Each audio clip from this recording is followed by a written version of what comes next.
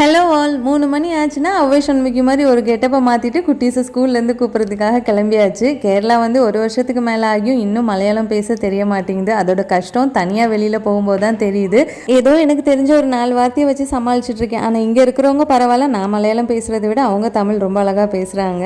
ரொம்ப நாளைக்கு அப்புறம் குட்டீஸ்க்கு ஈவினிங் ஸ்நாக்ஸ் ரெடி பண்ணியிருந்தேன். கொஞ்சமாக மஷ்ரூம் இருந்தது, அது கூடவே ஒரு பாதி வெங்காயம், 1 ஸ்பூன் இஞ்சி பூண்டு பேஸ்ட்டு, 2 ஸ்பூன் மைதா இல்லைன்னா கோதுமை மாவு கூட சேர்த்துக்கலாம், 1 ஸ்பூன் கார்ன்ஃப்ளோர், தேவையான உப்பு, காரத்துக்கு மிளகாய்த்தூள், கரம் மசாலா இதெல்லாம் சேர்த்துட்டு கொஞ்சமாக தண்ணி ஊற்றி பக்கோடா மாதிரி பிசைஞ்சு டீப் ஃப்ரை பண்ணி எடுத்து வச்சுக்கலாம். இப்போ ஒரு பேனில் கொஞ்சமாக எண்ணெய் சேர்த்துட்டு வெங்காயத்தை அதில் ஃப்ரை பண்ணிவிட்டு 1 ஸ்பூன் கார்ன்ஃப்ளவரில் கொஞ்சமாக தண்ணி சேர்த்து மிக்ஸ் பண்ணி அதையும் அதில் ஊற்றிட்டு டொமேட்டோ கெச்சப், அது கூடவே பொரிச்சு வச்சுருக்க காளான் இதெல்லாம் சேர்த்து மிக்ஸ் பண்ணி எடுத்தோம் அப்படின்னா சூப்பரான காளான் மசாலா வந்து ரெடி ஆகிடும். அப்படியே எனக்கு ஸ்வீட் கார்னும் சீனி கிழங்கும் வேக வச்சுட்டேன். குட்டீஸ் இந்த வருஷத்துலேருந்து தான் தமிழ் படிக்கிறாங்க. அதுவும் போர்ஷன்லாம் அப்படியே எக்ஸ்பிரஸ் ஸ்பீடில் போயிட்டுருக்குது. அது கூடவே ஹிந்தி வேறு இருக்குது. அவ்வளோதான், இனி நாளைக்கு பார்க்கலாம்.